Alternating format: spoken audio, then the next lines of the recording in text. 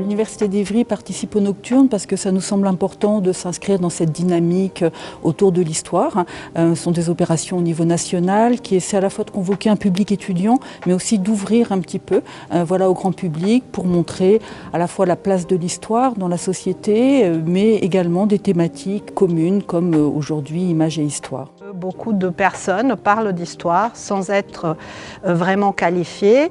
Alors c'est très bien pour la vulgarisation, mais il faut faire aussi attention à la qualité de la vulgarisation. Et donc nous tenons à avoir une démarche qualité pour nous adresser au grand public. Les Nocturnes de l'histoire, ça permet à certains masters de se retrouver, comme les masters MEF et les masters de recherche et de valorisation du patrimoine. Les Nocturnes de l'histoire, y participer, ça apporte déjà sur le plan personnel, pouvoir présenter quelque chose que j'ai produit sur un sujet qui me tient à cœur.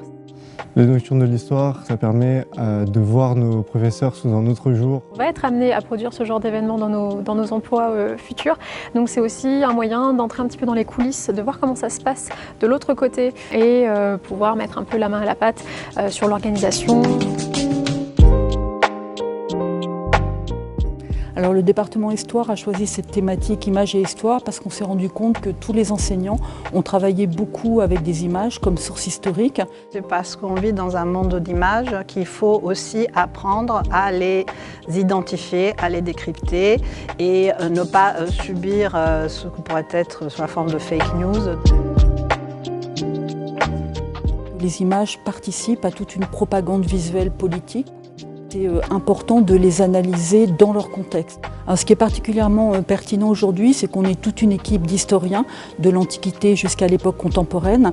Et en fait, ce qu'on souhaite, c'est un petit peu désenclaver nos disciplines pour montrer qu'il y a une pertinence des images sur le temps long.